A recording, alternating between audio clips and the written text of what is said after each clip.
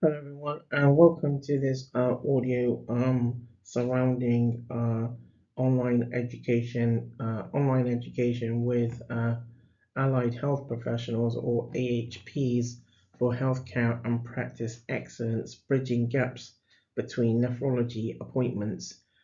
This is an audio in preparation that has been prepared aligned to aligned to aligned to the Stuart Cameron Science Award for or under the Royal Society of Medicine.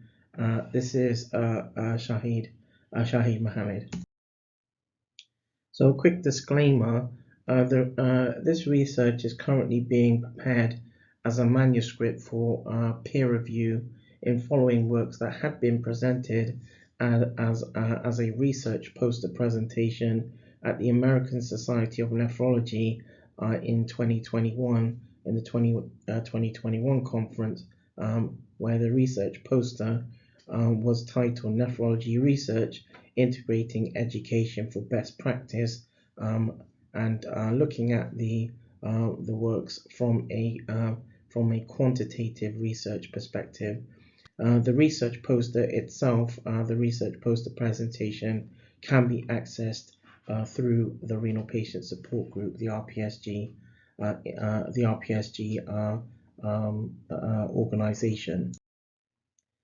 Um, Here is on this sort of page is the abstract that had been put forward that had been put forward in aligned to the Royal Society of Medicine, and whilst the abstract looks quite detailed, I'm just going to highlight the objectives. This work ultimately seeks to understand if it would be advantageous to have follow-up online or remote educational consultations with multidisciplinary team or MDT as part of routine nephrology appointments. So a bit around the introduction.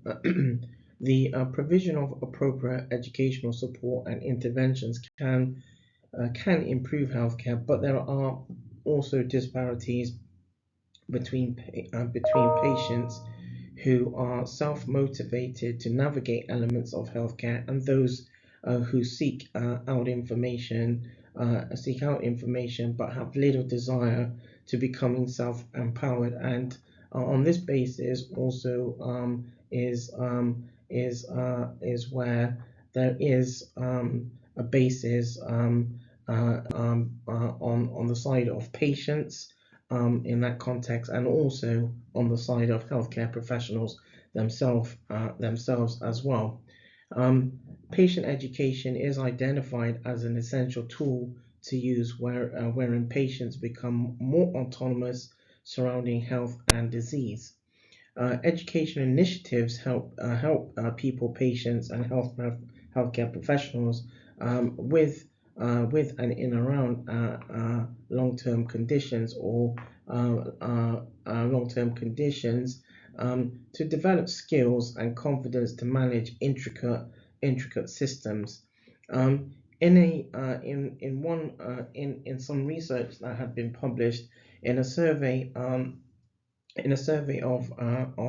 353 people with long-term conditions, it was reported that support is most sought from health professionals, around 76%, websites, around 75%, and family or friends in around 64%. And also, education is as a basis, education is important because chronic kidney disease or CKD is irreversible, and patients need to be aware or should be aware of disease life course. Therefore, education also should be timely, accurate, and personal patient centered accordingly. So in and around the aims and objective to sort of elaborate to elaborate quite quickly to understand which topics and subjects are pertinent to chronic kidney disease patients, adults and pediatric cohorts, to understand given the sort of technological age whether CKD chronic kidney disease clinical care pathways should be complemented with a sort of an educational pathway for CKD patients. So health and education is integrated to prompt sort of educational modules and a guide or an algorithm by topic tagging to assess chronic kidney disease or CKD patient educational requirements, and finally to highlight how educational requirements should lead patients to online access of allied health professionals for advice, guidance, and or educational support depending on scenarios.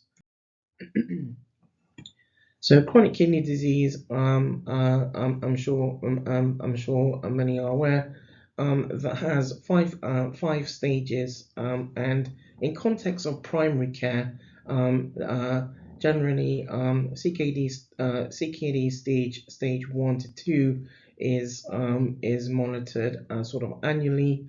CKD's stage 3 is monitored annually. Progressive stage 3, wherein in literature CKD stage is between CKD stage 3 and CKD stage 3A and CKD stage 3B. Now, generally, progressive CKD stage 3 and in between stages 3A and 3B, wherein if there is a fall in estimated glomerular filtration rate of more than 2 mils more than 2 mils per min in the estimated glomerular filtration rate over 6 months or more, then in primary care the monitoring of CKD stage 3 is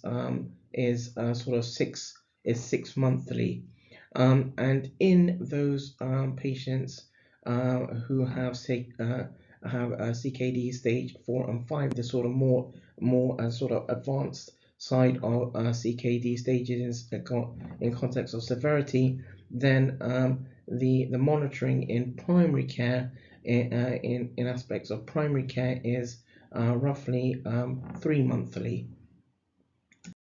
In addition, and in surrounding primary care, CKD is generally a major public health problem that affects over 25 million adults in the United States. In the United Kingdom, approximately 5 to 6% of the population have stage 3 to stage 5 CKD, with a higher prevalence in older people and more socially deprived communities. Also, it is estimated that around 50% of females over 75 years and 50% of males over 85 years have stage 3 to stage 5 chronic kidney disease or CKD. Controversy exists as to whether it is a normal aging process for patients with stage 3A CKD, and it is recommended that age alone should not preclude patients being managed according to the National Institute of Care Excellent Guidelines. Costs in the UK have been estimated to be about 1.2 just over 1 billion pounds to prevent acute kidney injury, for example, AKI, and at the same time, in context of secondary care, patients with CKD have a significant risk of progressing to end-stage kidney disease, or ESKD, or end-stage renal disease, ESRD, and requiring a form of renal replacement therapy or kidney replacement therapy, as RRT or KRT. Now, unfortunately, as patients progress, they experience an increase. There can be an increase. There can be an increase of morbidity and death from 20% for stage 3 CKD to 300% for stages CKD stages 4 and 5. In the UK, one investigational study projects patients to be sort of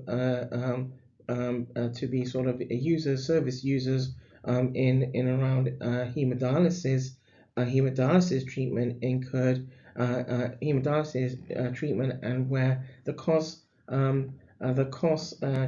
in center can be in and around between just over £18,000 in the year of initiation, and then just over £23,000 annually thereafter. In another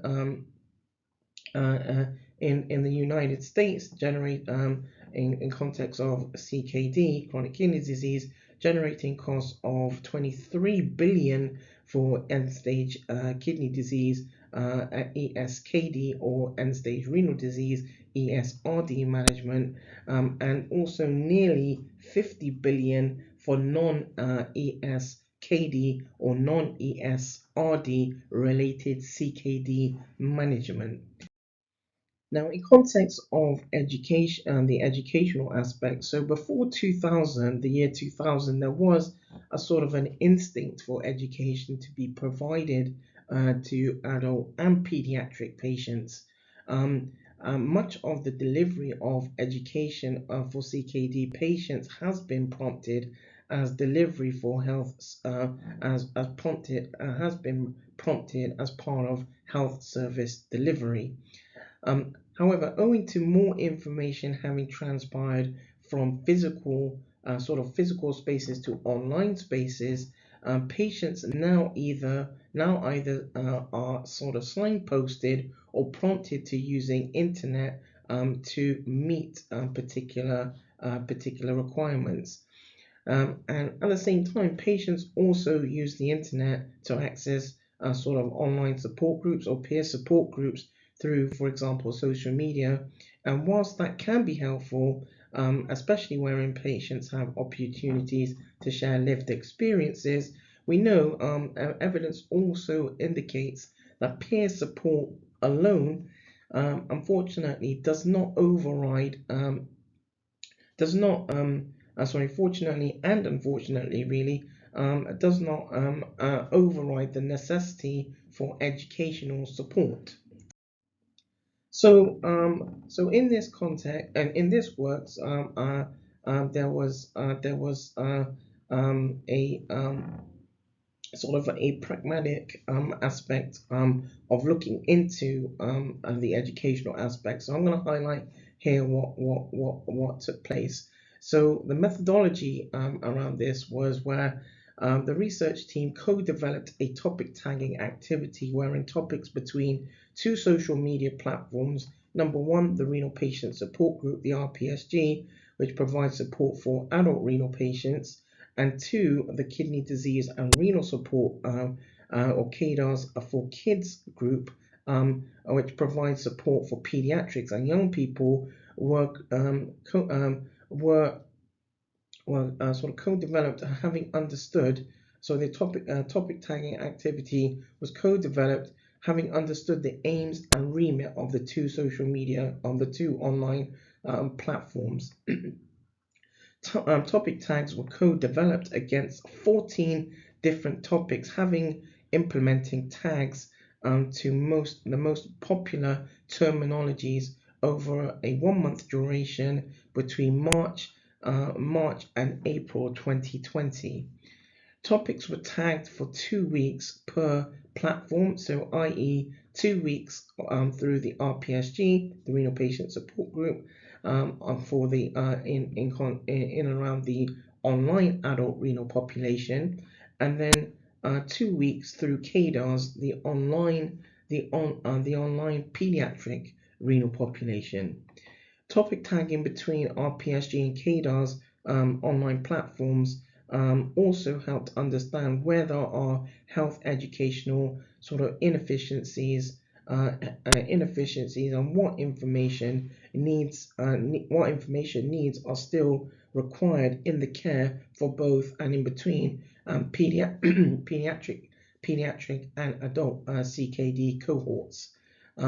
So given the breadth of delivery in health services, it is important now more than ever to address barriers to quality and explore online modalities where patients can be supported through education and information support.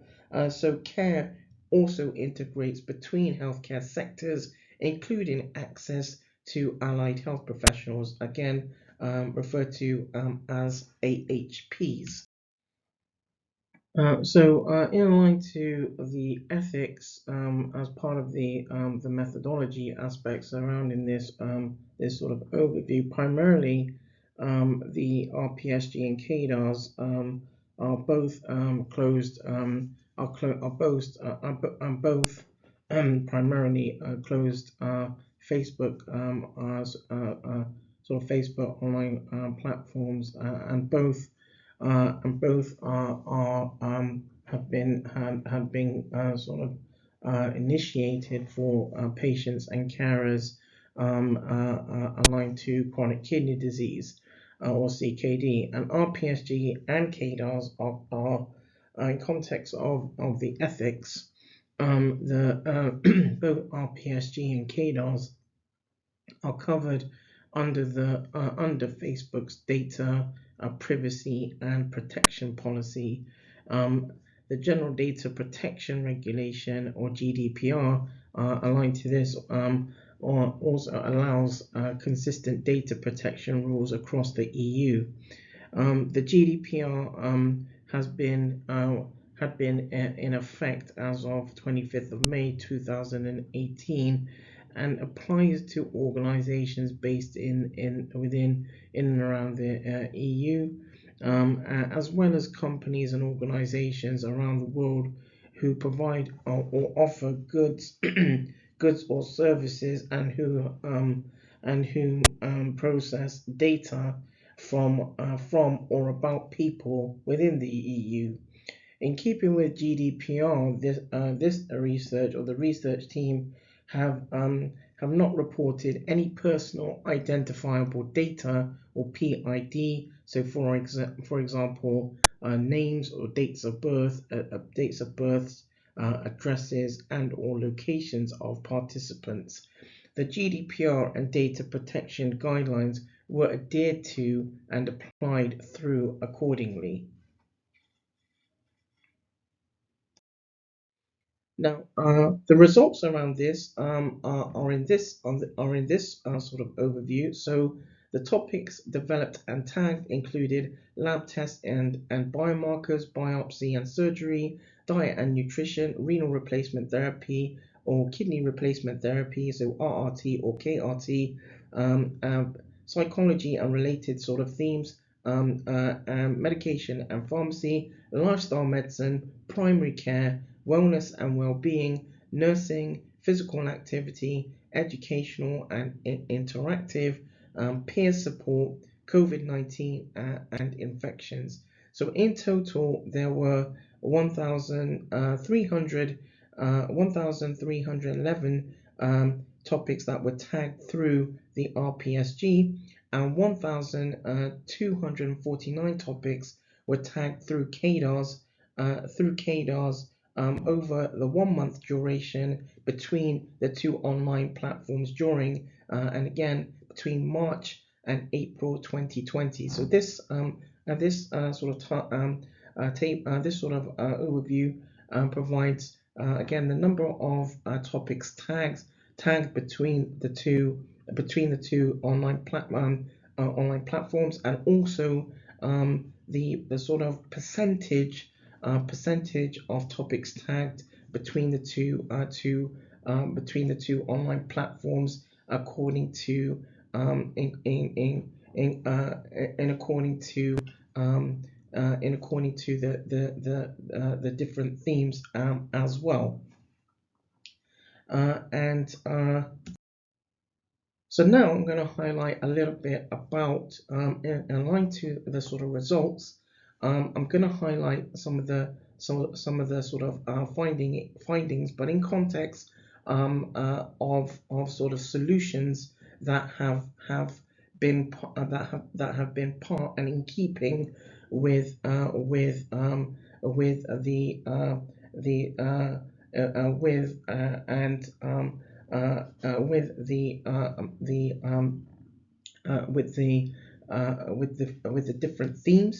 with the different themes, and how sort of patients, carers, health professionals, etc., can sort of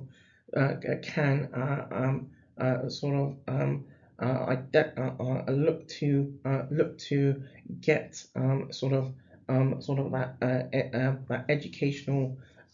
that educational basis through and in between the sort of the tagged topics, but also how the solutions have been implemented through sort of existing online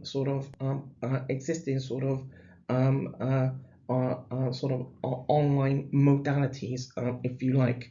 So, for example, to begin with, here, Facebook. So, Facebook, the RPSG has two Facebook groups.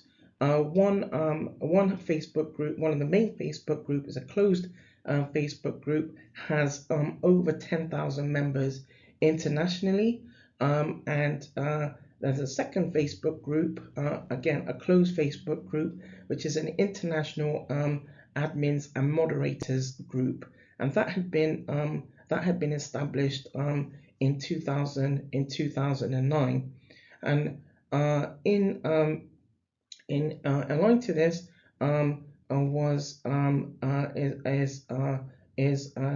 another social media link, is Twitter, for example, and there's over currently the RPSG has over 2,800 tweets representing nephrology and healthcare research, and that had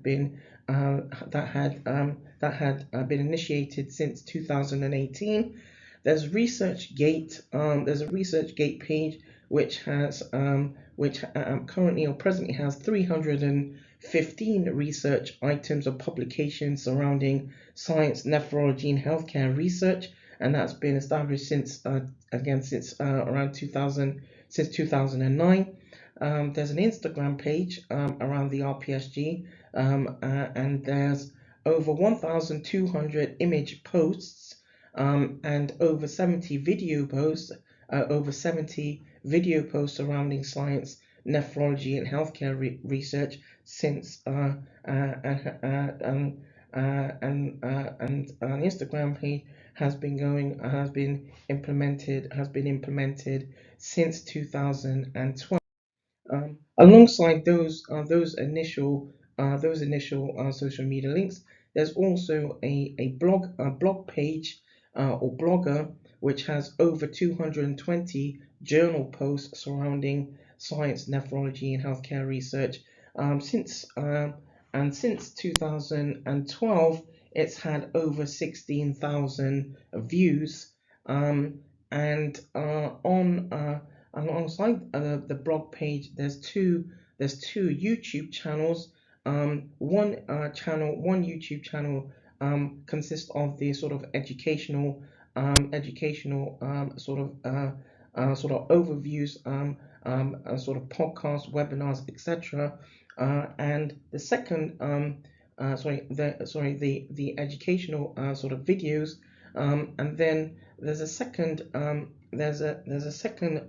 YouTube channel that has just over or near 30 audio podcasts highlighting different aspects around chronic kidney disease, and it's been going on has been established since 2000 early 2019.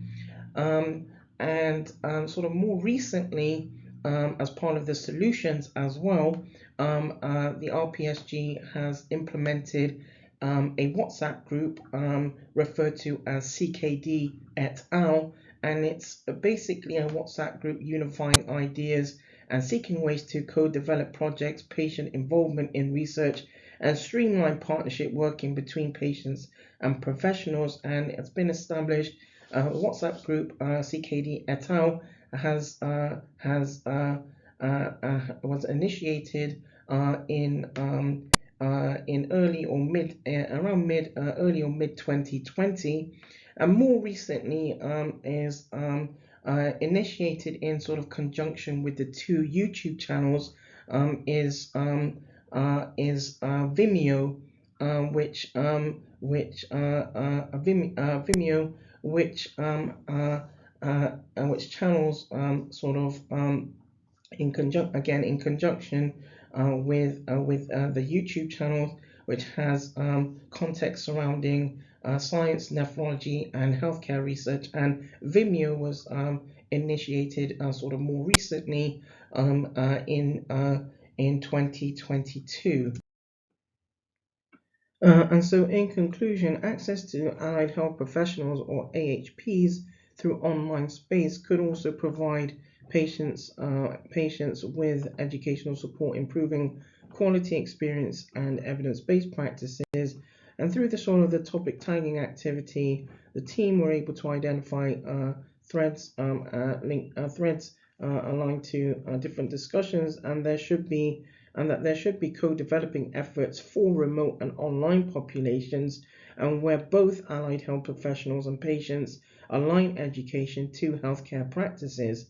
So, in above context, the team were able to highlight that there has been gaps.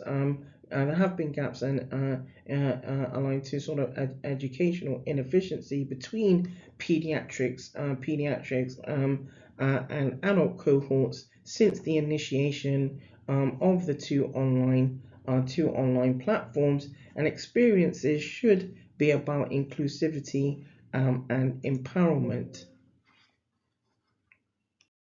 And so, in summary, education and information should be based under the realm of public health, and this is an important focus across patient care. Having access to a network of allied health professionals prompts CKD patients, those falling into chronic kidney disease, to be included in aspects of healthcare, and thus increasing practical understanding of disease treatments and overcoming educational barriers, and using online spaces and social media links to sort of harvest and implement educational support allows and should allow patients and health professionals to to access integrative educational support sort of on demand, an opportunity to bridge bridge gaps between nephrology appointments. And it is suggested that through co-developing educational modules, for example, involving patients and professionals, could prompt quality of joined-up care in meeting educational needs and addressing possible healthcare inequalities. And whilst there is some novel educational projects and proposals taking place, the UK health professionals have been quite late in this particular effort. So now I want to sort of close with highlighting with sort of sort of acknowledgements, and so this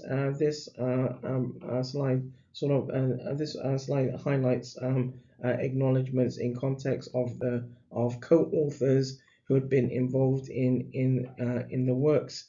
in around the manuscript that is being sort of developed as in context of peer review, and also acknowledgements to those who have been involved, sort of highlighting different aspects of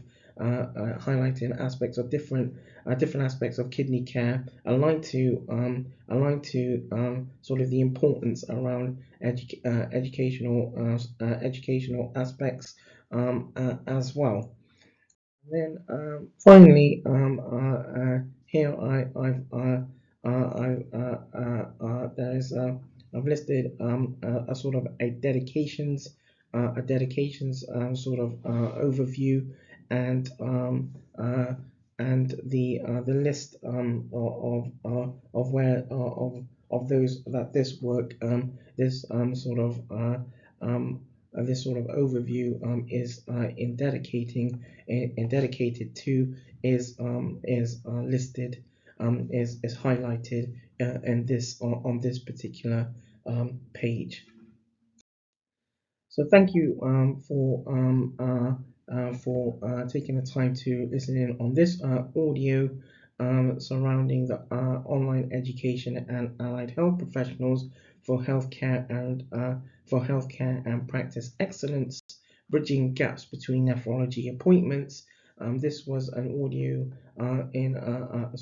aligned to the Royal Society of Medicine, and aligned to the Stuart Cameron Science Award as well.